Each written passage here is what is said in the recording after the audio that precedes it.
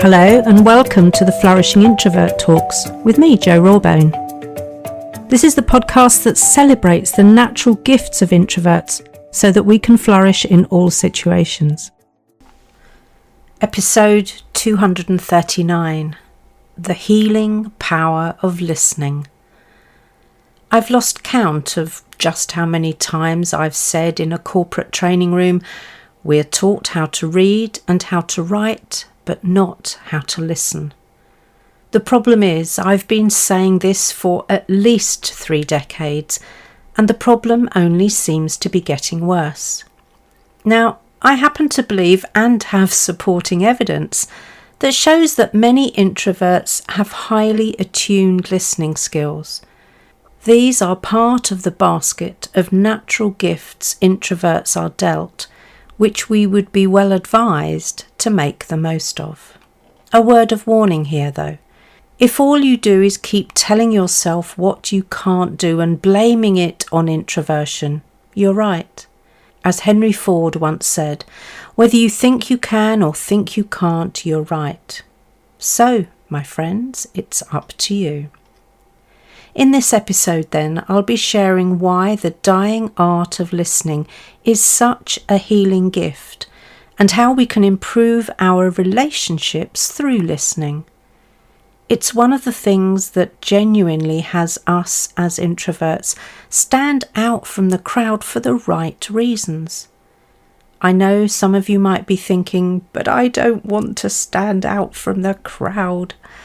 So rather than thinking of it like you'll be the one in the spotlight, like the main performer on a stage, reframe that as you're the one holding the microphone and using your voice sparingly so others can be heard and therefore shine.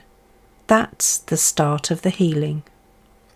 There was a catalyst for this episode which I thought long and hard about citing, but as I'm all about transparency and no one will be named, identified or harmed in any way, I'm sharing a little of it here with you.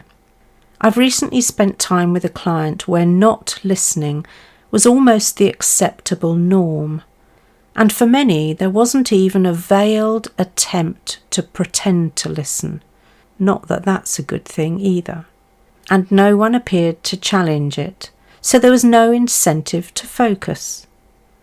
I felt a whole mix of emotions, many of which I'm sure were from an empathic standpoint, knowing how I would feel in their shoes.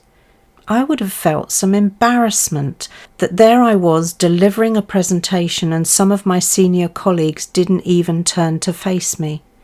I felt frustration that given all the work I've done with this client over the years, people are still okay to show what I classify as this level of disrespect. And then I caught myself. I was guilty of labelling their behaviour, making it mean something according to my view of the world, rather than simply noting the behaviour. Listening takes a lot of focus, and as I've been discovering from the Johann Hari book, Stolen Focus, it's something we're less and less able to do. Harry also talks about how our failure to communicate, and in particular our diminished ability to listen, is contributing to us feeling increasingly disconnected. And that was from an earlier book of his, Lost Connections. We are so often distracted by technology, social media, and the generally faster pace of life that we don't prioritise time for deep, focused conversations, and they are the very conversations that we natural introverts tend to crave. You might have heard me say natural introvert before, and that's because increasing numbers of people are conflating social anxiety, misanthropy, shyness, depression and neurodivergence with introversion. There are other specialists who help with those conditions and issues, who I will refer people to or work in collaboration with. My primary audience, however, is those who simply identify as introverts. So back to connecting with ourselves. I boldly titled this episode The Healing Power of Listening, but how can I claim that? I have found there to be a dual aspect here. When someone really listens to you and listens to understand, not just to respond, how do you feel? Validated, seen, understood, worthy, relieved, calmer? They are just some of the things I have felt in the past when I've been truly listened to, and it's nothing short of magical. And it's kind of unicorn magical in its rarity. People are too busy to hold the space for me to express myself fully, as I'm noted for being measured in the cadence of my speech. So for me, it really is the foundation of healing, and that's because it's so much more than someone just hearing my words. They are fully present, attuned to my emotions and experiences, and respectful of my vulnerability. Like many introverts, when I do share, it tends to be depth over breadth, so I treasure when someone is there for me in that way. I feel true connection. And there is another gift available, this time for the listener.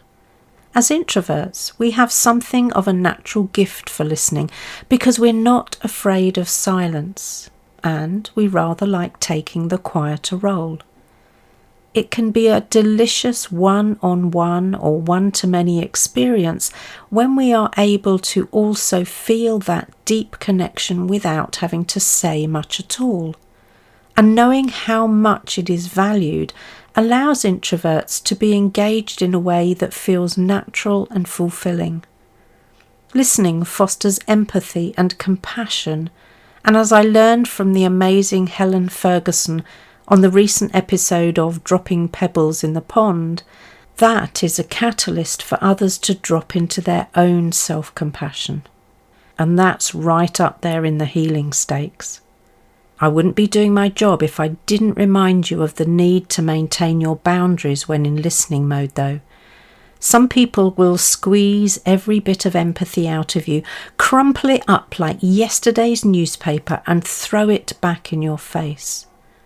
So learn how to close a conversation out, because that's what you'll need when you feel your batteries draining to the point where you are unable to practice devoted listening.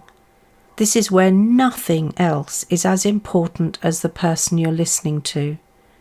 And if you think closing out a conversation might appear rude, please be aware that pretend listening, where you simply tune out, can have an even more negative impact.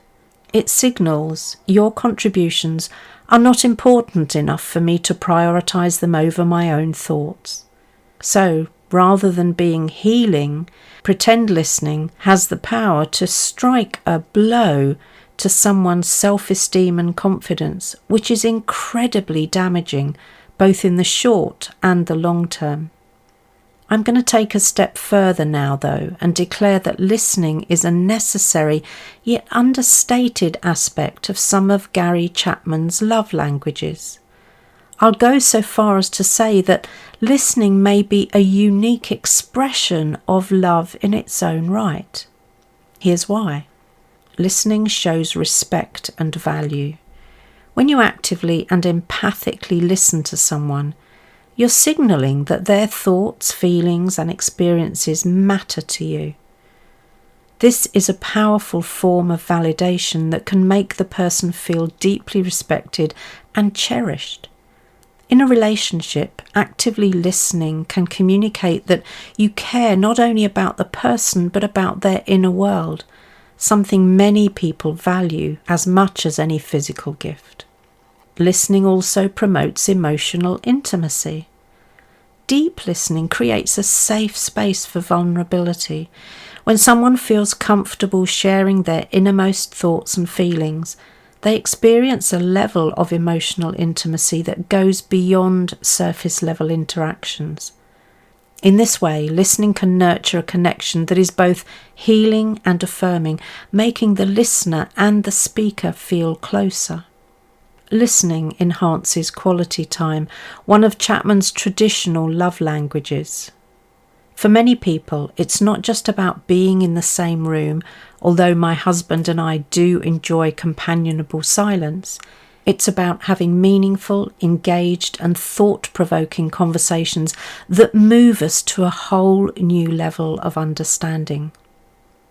Listening helps to resolve conflict. One of the most challenging aspects of relationships is managing our differences. Listening, especially at a deep empathic level, helps resolve misunderstandings and tensions by ensuring that each person feels heard. This prevents arguments from escalating and fosters a sense of mutual respect. In this way, listening becomes a loving act that contributes to harmony and peace within a relationship. Listening validates and affirms. Let's face it, without listening, words of affirmation are going to miss their target. There is nothing more validating to me than someone holding space for me to share my thoughts, feelings, dreams and aspirations, worries and fears. And without trying to or feeling the need to fix me. It's one of the concepts from John Gray's book, Men Are From Mars and Women Are From Venus, that has resonated with me so much over the years.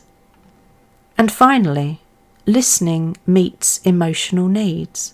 I don't know anyone who wouldn't say that their primary emotional need is to feel understood and acknowledged. In such cases, listening becomes the ultimate love language. When someone listens to them with genuine interest and empathy, it fulfills their need for connection. For introverts in particular, who often prioritise deeper emotional bonds over constant superficial interaction, this type of listening may be one of the most powerful ways they experience love and connection. So let me draw this episode to a close. How we listen genuinely has the ability to heal or harm. When done well, it shows respect, demonstrates kindness, compassion and empathy, builds rapport, and is basically an act of human decency. If you ever feel tempted to collude with those who are adamant that listening is a waste of time and energy, and as introverts we're not interested, please remind yourself that whilst it does take time and effort, the impact of not listening is far-reaching. Devoted, empathic and active listening tends to elicit the most beautiful human connection, something all humans need, even we natural introverts. It can even awaken feelings of love. And I ask you, is there anything more healing than love? And if people can hate for no reason, I can love for no reason. And I start by listening. If you enjoyed this episode as much as I did, then please subscribe, rate us and leave a comment, because we know that that helps other people find the podcast. And if other people find us, other introverts can flourish. You are listening to an Intentional Media Production podcast.